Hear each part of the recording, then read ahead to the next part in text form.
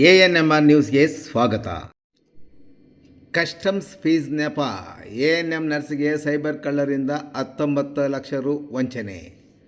ಚಿಂತಾಮಣಿ ನಗರದ ಟ್ಯಾಂಕ್ ಬಂಡ್ ರಸ್ತೆಯಲ್ಲಿರುವ 33 ವರ್ಷದ ಜಿ ಮಮತಾ ಎಂಬುವರಿಗೆ ಸೈಬರ್ ಕಳ್ಳರು 19,43,500 ಹಣವನ್ನು ಕಸ್ಟಮ್ಸ್ ಫೀಸ್ ಹಣದ ಲೆಕ್ಕದಲ್ಲಿ ವರ್ಗಾವಣೆ ಮಾಡಿಸಿಕೊಂಡು ವಂಚಿಸಿದ್ದಾರೆಂದು ಸೈಬರ್ ಠಾಣೆಗೆ ದೂರು ನೀಡಿದ್ದು ಪ್ರಕರಣ ದಾಖಲಾಗಿದೆ.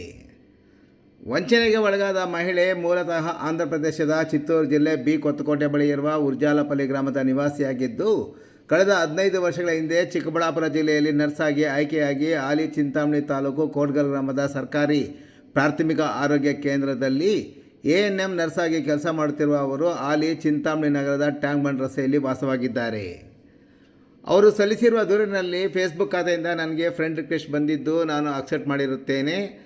ಅವರು ನನ್ನೊಂದಿಗೆ ಫೇಸ್ಬುಕ್ನಲ್ಲಿ ಚಾಟ್ ಮಾಡಿದ್ದು, ಚಾಟಿಂಗ್ ಸಮಯದಲ್ಲಿ ಡಾಕ್ಟರ್ ವೃತ್ತಿಯನ್ನು ಮಾಡಿಕೊಂಡು ಫ್ರಾನ್ಸ್ನಲ್ಲಿ ವಾಸವಾಗಿದ್ದು, ಮಗಳ ಬರ್ತ್ಡೇ ಇರೋದಾಗಿ, ಮಗಳ ಬರ್ತ್ಡೇಗೆ ಎಲ್ಲ ಸ್ನೇಹಿತರಿಗೆ ಗಿಫ್ಟ್ಗಳನ್ನು ಕಳಿಸುತ್ತಿರೋದಾಗಿ ಹೇಳಿದ್ದು, ನನಗೂ ಸಹ ಗಿಫ್ಟ್ ಕಳಿಸುವುದಾಗಿ ಹೇಳಿ ನನ್ನ ಪೋಸ್ಟಲ್ ವಿಳಾಸವನ್ನು ಕೇಳಿದ್ದು, ನಾನು ಹಾಲಿ ಕರ್ತವ್ಯ ನಿರ್ವಹಿಸುತ್ತಿರುವ ಆಸ್ಪತ್ರೆ ವಿಳಾಸವನ್ನು ನೀಡಿರುತ್ತೇನೆ.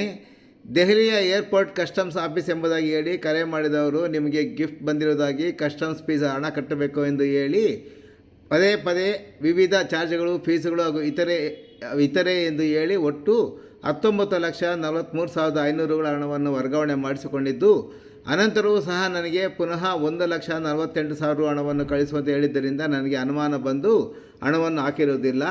ನನಗೆ ಫೇಸ್ಬುಕ್ನಲ್ಲಿ ಪರಿಚಯವಾಗಿರುವ ಖಾತೆಯವರನ್ನು ಪತ್ತೆ ಮಾಡಿ ನನಗೆ ಮೋಸ ಮಾಡಿರುವ ಸೈಬರ್ ವಂಚಕರನ್ನು ಪತ್ತೆ ಮಾಡಿ ನ್ಯಾಯ ದೊರಕಿಸಿಕೊಡಬೇಕೆಂದು ಕೋರಿ ನೀಡಿದ ದೂರಿನ ಮೇರೆಗೆ ಪ್ರಕರಣ ದಾಖಲಾಗಿದೆ.